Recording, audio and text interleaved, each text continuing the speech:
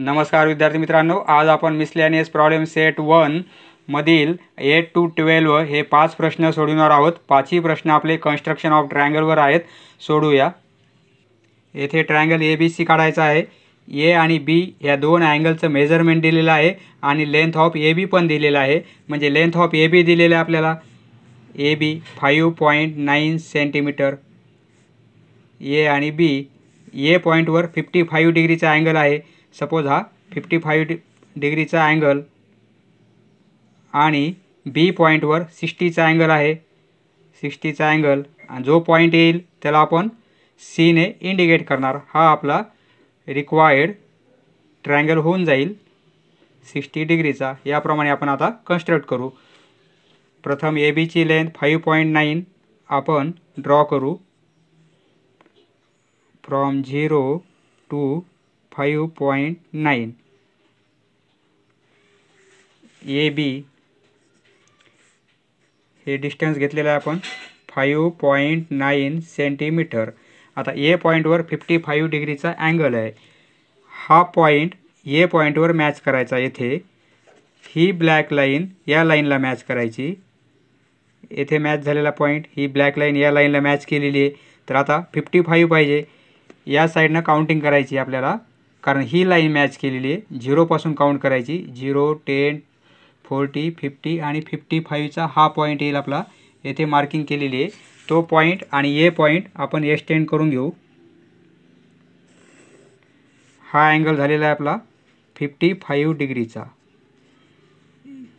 नंतर बी पॉइंटवर 60 डिग्रीचा अँगल काढायचा आहे। त्याप्रमाणे हा पॉइंट येथे मॅच करू बी ला आणि ही ब्लॅक लाईन या लाईनवर मॅच करू। झालेले मॅच। आता 0 पासून काउंटिंग करू आपण 60 डिग्री। 60चा हा पॉइंट होईल बरोबर। हा पॉइंट आपण आता एक्सटेंड करून घेऊ। बी आणि तो पॉइंट एक्सटेंड केल्यानंतर एक पॉइंट ऑफ इंटरसेक्शन मिळेल आपल्याला। त्या पॉइंटला सी ने इंडिकेट करू। हा अँगल झालेला आहे आपला 60 डिग्रीचा आणि हा पॉइंट सीचा मिळालेला आहे। हा आपला रिक्वायर्ड ट्रायंगल ABC कन्स्ट्रक्ट झालेला आहे। नेक्स्ट येथे ट्रायंगल XYZ काढायचा आहे। तिन्ही साइड्सचं मेजरमेंट दिलेलं आहे। त्यापैकी सर्वात मोठी जी साइड आहे ती आपण प्रथम काढू। YZ 7.7 centimetre. YZ 7.7 centimetre. From 0 to 7 5 6 7 आपण हे डिस्टन्स घेतलेलं आहे Y आणि Zचं, ते काढलेलं आहे 7.7 सेंटीमीटर। तर आता Y पासून XY म्हणजे X पॉइंट आपल्याला काढायचा आहे आता। तर XY हे डिस्टन्स 3.7 आहे। मग आपण कंपासमध्ये 3.7 डिस्टन्स घेऊ। 3.7 5 6 7 घेतलेलं आहे। XY 3.7 Y पॉइंट हा आहे म्हणजे X पॉइंट आपल्याला काढावे लागेल। हे डिस्टन्स किती येणार आहे 3.7चं घेतलेलं आहे आपण, बरोबर आहे। आणि XZ म्हणजे Z पॉइंट माहिती आहे आपल्याला। X हे किती घ्यायचं आहे 6.3। तर आपण आता 6.3 घेऊ। 6.3 हे डिस्टन्स घेतलेलं आहे। Z वरून आपण आता मार्क करू। हे दोन्ही आर्कचा हा पॉइंट ऑफ इंटरसेक्शन मिळालेला आहे। म्हणजे तो पॉइंट आपला X असणार आहे। तो पॉइंट आहे आपला X। आता ते दोन पॉइंट आपण जोडून घेऊया। आता X आणि Y जोडून घेऊ आणि त्याप्रमाणे Z आणि X पण जोडून घेऊ।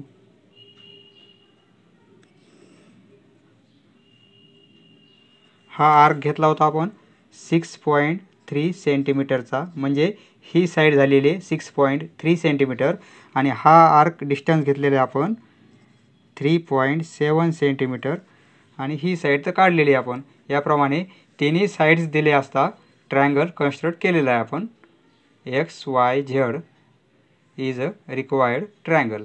नेक्स्ट साइड दिलेली आहे QR म्हणजे QRचं मेजरमेंट दिलेलं आहे आपल्याला 5.7 सेंटीमीटर। Q आणि R अँगल दिलेला आहे पी आणि क्यू अँगल दिलेला आहे 70 डिग्रीचा. सपोज हा अँगल आपण काढू शकतो 70 डिग्रीचा. पी पॉईंट नाही माहीत आपल्याला, तो काढावा लागेल आपल्याला. आणि त्या पॉईंटवर 80 डिग्रीचा अँगल आहे.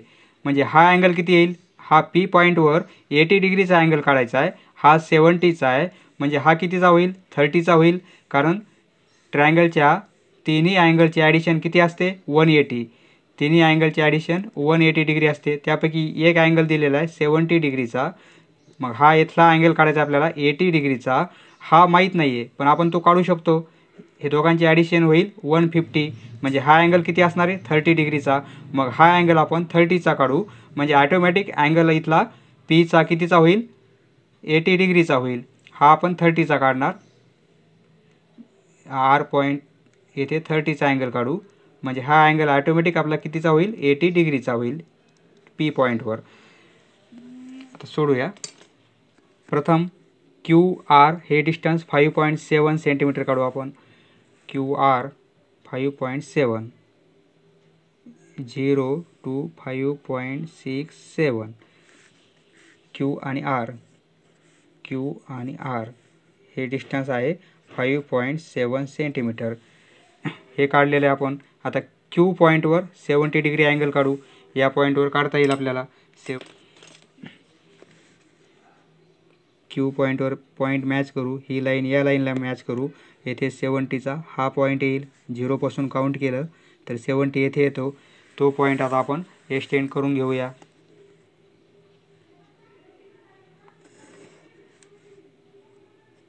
बरोबर आहे. आता येथे 80चा पाहिजे आपल्याला पी पॉईंटवर, तो माहीत नाही आहे. हा आपण 70 काढलेला आहे. 70 + 80 150 होतील. म्हणजे हा 30चा अँगल काढू. म्हणजे तो ऑटोमॅटिक आपला 80 डिग्रीचा अँगल होऊन जातो. हा 30चा काढू आपण. हा आपण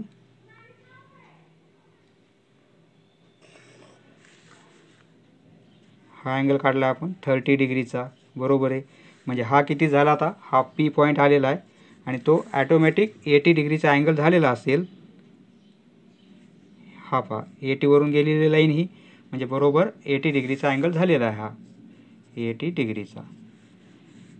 याप्रमाणे ट्रायंगल पी क्यू आर आपण कन्स्ट्रक्ट केलेला आहे. नेक्स्ट येथे ट्रायंगल ई एफ जी काढायचा आहे. त्यापैकी एफ जी साईड दिली 5 सेंटीमीटर. सपोज ही साईड आहे एफ जी आणि 5 सेंटीमीटर.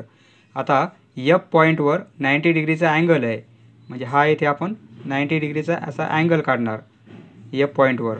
आणि ई जी हे डिस्टन्स 7 सेंटीमीटर आहे. म्हणजे येथे जो पॉईंट येईल एखादा ई येईल आणि जी हे किती आहे? 7 सेंटीमीटर. याप्रमाणे आपल्याला E F G triangle construct करायचा आहे. तर त्यासाठी आपण एफ जी ही साईड 5 सेंटीमीटर घेऊ. एफ आणि जी 5 सेंटीमीटर. एफ आणि जी 5 सेंटीमीटर. एफ पॉईंटवर ई 90 डिग्रीचा अँगल आहे. एफ पॉईंटवर आपण 90 डिग्रीचा अँगल काढू.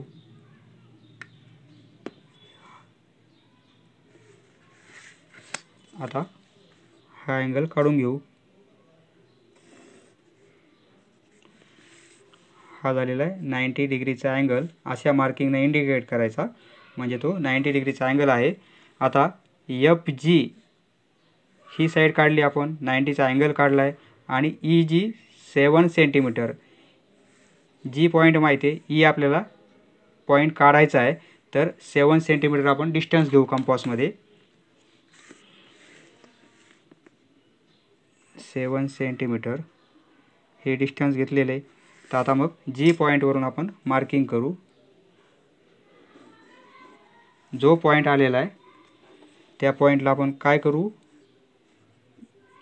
ईने इंडिकेट करू. म्हणजे हे डिस्टन्स आपण 7 सेंटीमीटर काढलेलं आहे. आता 7 सेंटीमीटर ही साईड काढली आपण. हा अँगल काढला आहे आणि ही साईड पण काढलेली आहे. याप्रमाणे ट्रायंगल EFG कन्स्ट्रक्ट झालेला आहे. नेक्स्ट येथे ट्रायंगल LMN काढायचा आहे. त्यापैकी LM ही साईड दिलेली आहे 6.2 सेंटीमीटर LM आणि M पॉईंटवर अँगल दिलेला आहे 60 डिग्री.